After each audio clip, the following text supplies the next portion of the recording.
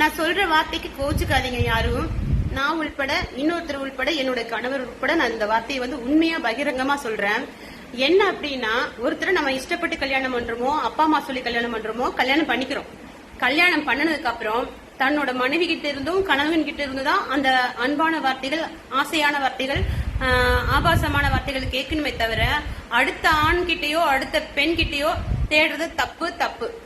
அப்படி தப்பு வர்றதுக்கு காரணம் என்னன்னா, தன்னோட மனைவி கணவன் கிட்டயும் உட்காந்து 5 நிமிஷம் பேசி மனம் விட்டு பேசினா அந்த பிரச்சனைகளுக்கெல்லாம் இடமே வராது. அப்படி பேசாம மனைவியை கணவன் மனைவியும் அவாய்ட் பண்ணி போறதுனால மட்டும்தான் இந்த மாதிரியான பிரச்சனைகள் சின்னதா பெருசா பூகம்பமா முடிஞ்சது. அது எப்படி சின்னதா பெருசா முடியுது அப்படின்னா, இப்ப நம்ம கிட்ட ஒரு அன்பான வார்த்தைகள் நம்ம கணவர்கிட்ட கொடுக்கல, நம்ம மனைவி கிட்ட அன்பான வார்த்தைகள் நம்ம பகிரல அப்படின்னு சொல்லும் போது, ஏங்க பச்சையா சொல்ல போனா, உடச்சு சொல்ல போனா, இது காலை பத்திக்கிறக்கோ கண்ணம் முடிக்கிறக்கோ ஒண்ணும் இல்லைங்க.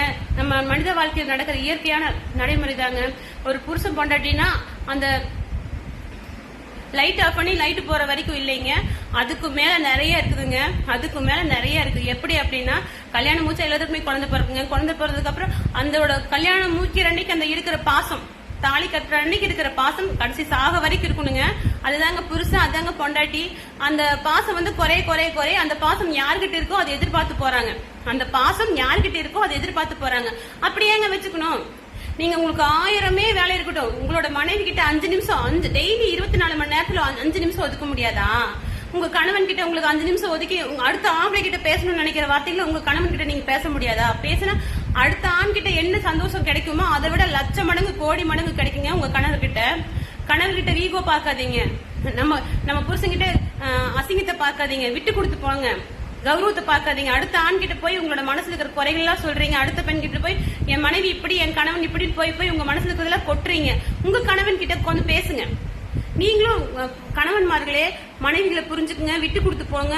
அவ மனசுல என்ன இருக்குதுன்னு தெரிஞ்சுக்கோங்க. அவளுக்கு என்ன பிடிக்கும், என்ன பிடிக்காது, நீ எப்படி இருந்தா உனக்கு நான் பிடிக்கும், எப்படி இருந்தா உனக்கு பிடிக்காதுன்னு 2 பேரும் கொஞ்சம் பேசுங்க. அதுக்குதான் உலகத்திலே பிரிக்க முடியாத எது அப்படின்னா கணவன் மனைவி உறவு தாங்க. எந்த காலத்திலும் எப்பவுமே யார் நினைச்சாலும் பிரிக்க முடியாத உறவு கணவன் மனைவி மட்டும்தாங்க. இது மெயின் என்ன சொல்ல வரேன்னா, தாலி கட்டி வர அந்த 1 மாசம் 3 மாசத்துக்கு மட்டும் புருஷன் பொண்டாட்டி அன்பு இல்லைங்க, லைஃப் லாங் தொடரணும். அதுதாங்க உண்மையான அன்பு. அந்த அன்பு புருஷனுக்கு பொண்டாட்டிக்கு மாத்தி கிடைக்காத பட்சத்துல இன்னொரு ஆணை கள்ள உறவா அது மாறி போயிருது. அந்த உறவுக்கோசரம் குழந்தைங்களையும் பொண்டாட்டியும் புருஷங்களையும் விட்டுட்டு ஓட தூண்டுது. அந்த பாசம் அடுத்த ஆம்பளை கிட்ட கிடைக்கும் போது, அடுத்த பெண்கள் கிட்ட கிடைக்கும் போது ஓட தூண்டுது. அந்த மாதிரி நடந்துக்காதீங்க. புருஷன் பொண்டாட்டி உட்கார்ந்து பேசுங்க.